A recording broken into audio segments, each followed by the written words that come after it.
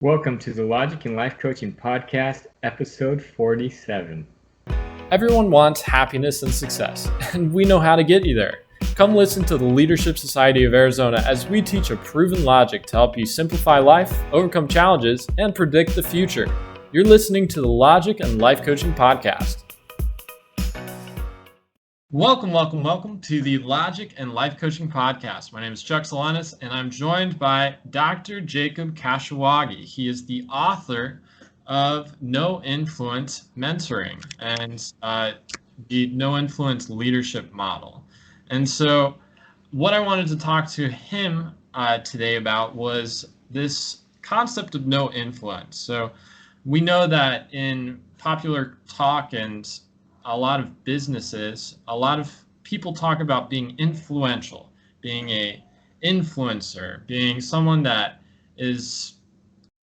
has a large influence. So these are all different ways that people use the word influence, but you're saying no influence is going to make it so you're more successful, you're happier, and you have an easier life, basically. Is that correct?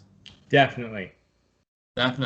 Okay, so is the idea that we just let go of all of our hopes and dreams, and that makes it so we don't have to have any influence on anyone, or what's the deal? Yes, if your hopes and dreams is that you're going to try and control other people to make yourself happy, you probably want to let go of that right now because you're going to have a really tough life if you hold on to that dream. Wow. So you're saying that influence is control. Influence, what people usually define it as, is when you do something that impacts another person in a very slight way. It could change their mind, it could cause them to do something a little bit different.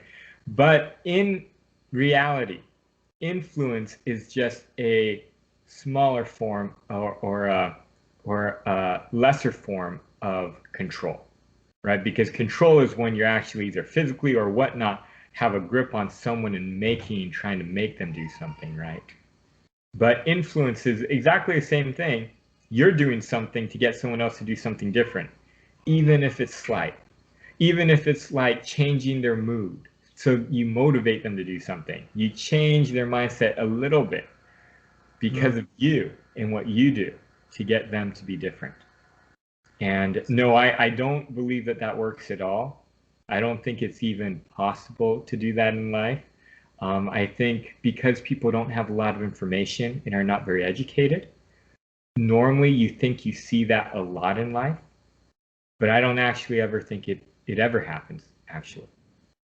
Not educated in the sense that don't have degrees or don't have that sort of thing, but they just haven't studied it.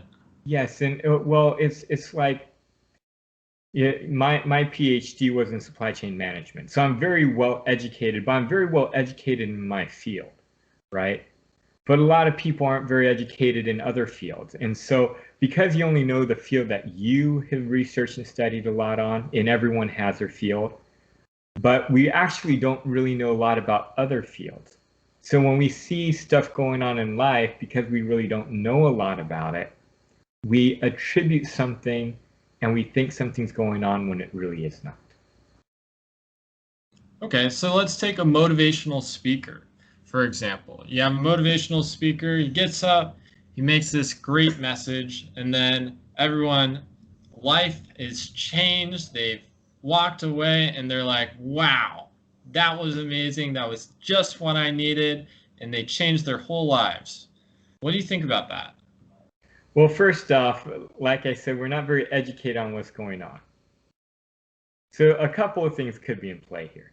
And I'm not saying all of these are in play, but let's just say if we got more research, what would we find? Well, first off, we'd find that out of all the people who went to hear this motivational speaker, most of them didn't do anything different in their life. And this is off of just statistics and whatnot. If you actually went and researched how many people actually changed their life by going to see a person who's motivational or whatnot, very few. So you go to any meeting, 80%, 90% of people coming out of that meeting, no change. So you take the 10-20% of people who do something different. Maybe they decide, this was great, I'm going to go and change my life. But here's the thing, was it the person that caused them to change their life, or who goes to motivational speaking events? People who don't want to do anything different, or people who want to change their life? Probably people who want to change their lives. Yeah, so if they're going to this motivational speaking event, they already wanted to change their life. They already wanted to do something different. So did this motivational speaker really change their ability to do something different? Maybe or maybe not, right? So let's just say maybe 10% wouldn't have done anything different, but 10% would have. Okay, so now we're at 10% of the people, right? And these 10% of the people, we don't really know what's going on in their life. And we don't know, what they're going to do, or if these changes will really stick in their life.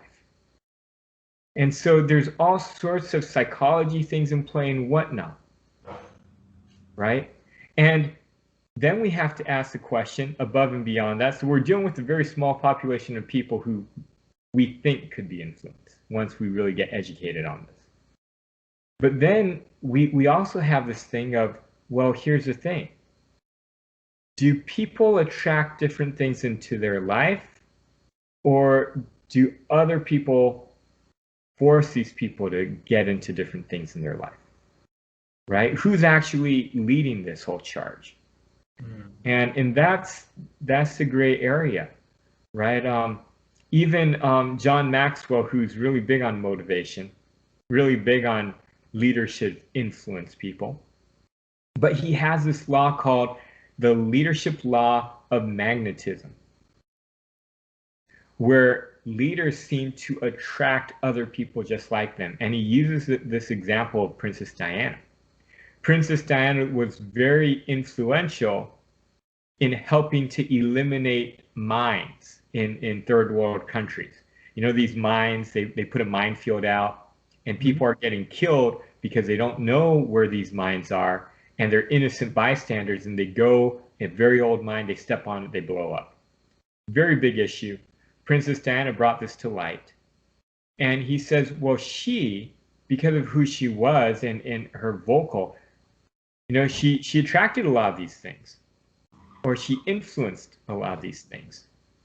But my thing is, did she really influence people to really help in and make everyone aware of this?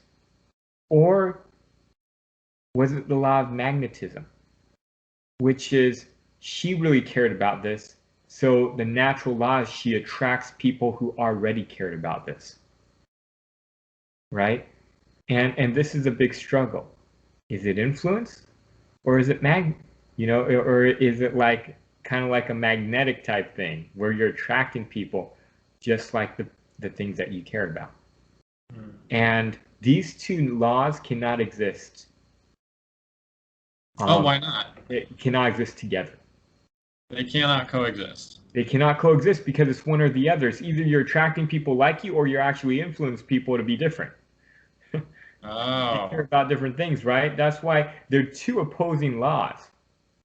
But most people didn't realize, hey, this doesn't make sense to have both of these laws together, because you never know which one's which. Are you attracting the same people, or are you actually influencing people to care about what you care about? So this is a kicker now.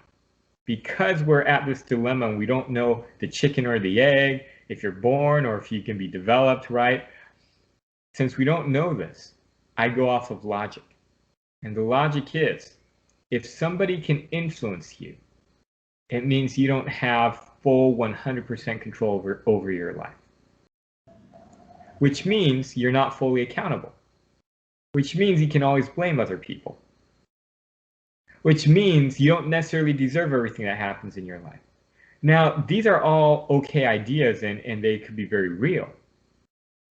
But if someone has a mentality of always blaming other people, that they don't deserve what they're getting, that life is unfair, is it going to make them more successful or less successful? Probably less successful. Would you want to hire this person more or less? No. Less. So less success. So if I'm inclined to believe something's going on when I don't have all the information, I want to go with the idea that makes people more successful because that's more likely to be accurate. Does this make sense? Well, you're saying that if influence exists, you don't have 100% accountability over your life. So I just want you to get a little more explicit on how you got to that jump. So you're saying that because someone comes into your life, changes you, and can change you, that means you don't have accountability, that other person has accountability. Is that what you're saying? Yes, accountability identifies that you determine 100% of your life, meaning when something comes into your life, you somehow attracted this into your life. That it's not like completely random. Some things completely random just can't come in, right? This makes sense. And if influence actually did exist, then what you're saying is something from the outside can come in. You don't deserve this in all. It's not connected to you in any way, and it can cause you to be a different person. It's just difficult because there's so many different variables, so like when you're thinking in terms of influence, you're thinking, any sort of outside influence can change you. Say for example, you get a sickness or an illness from someone else, some stranger. Yeah. You're just walking somewhere and it just hits you, and you're thinking, well, how did I cause that? And now here's the thing, and this is why it's, it very well could be there's influence, but I just choose off the information I got to focus on there is no influence, and that's probably not accurate. And the reason why is because I look for what will bring more success in life. Whenever you start to believe you don't have full control, 100% control, then it leaves room to blame other people. Because if you're not doing it, then it's other people's fault. And if it's other people's fault, you have full authority to blame them, right? Because it's true. It wasn't caused by you. You're not connected with it in any way. It's their fault. They did it. But that doesn't help anybody. Right? It doesn't help you to be more successful, right? And because I'm more likely to believe something that makes you more successful is more accurate, I'm more likely to believe that influence does not exist, because that idea doesn't help you to become better. It doesn't make you more successful in life. So you're saying in terms of like a motivational speaker, you're saying that if a motivational speaker gets up, the person that is in control of the change is the individual that is listening to the motivational speaker.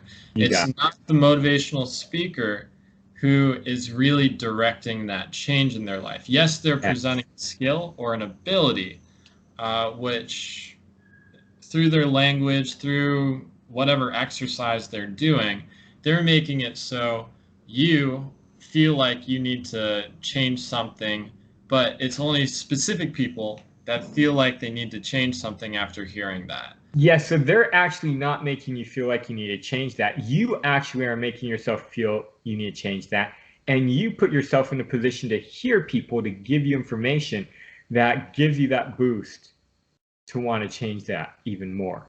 But here's how you know the person driving this and the person causing this change in attitude, this motivation or whatnot, isn't the motivational speaker. Because when you look at these 100 people in the crowd, not all of these 100 people are hearing the same thing. You might have some people sleeping. You might have some people who hear him, but they're thinking about something else. You might have some people hear some words that he's saying and they're thinking about something else, and it motivates them to do that other thing. or it spurs something to mind based upon their previous experiences or whatnot. Everybody in that crowd is going to get something different and hear something different. So it's actually not the motivational speaker at all that's driving what people hear. It's themselves.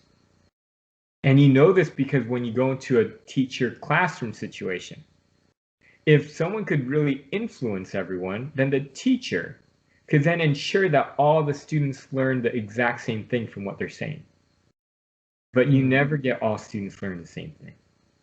Even in this podcast, I might be saying something and one person might be really motivated, but other people might skip half of this. In fact, people might be skipping it right now. Right? And who chooses to watch this podcast anyway? There's only so few people who watch this podcast. So people are making the decision to hear it first off. And then when they do hear it, based upon who they are, they're all hearing something different. And this is why we know, or this is the idea and the logic by which I'm looking at, realizing there's no influence. Why we know that the individual must be determining what they hear. Mm-hmm. Definitely. Well, great.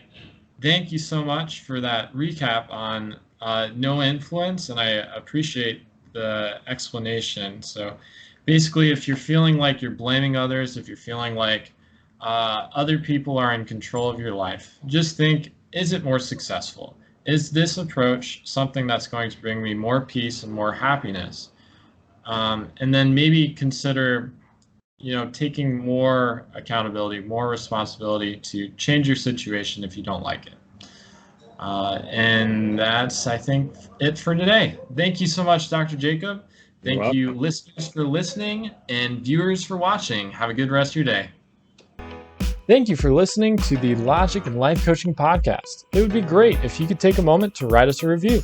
For any questions, comments, or topics that you would like to have addressed on the show, email the team at team@leadaz.org. To learn more about the Leadership Society of Arizona, visit us at leadaz.org.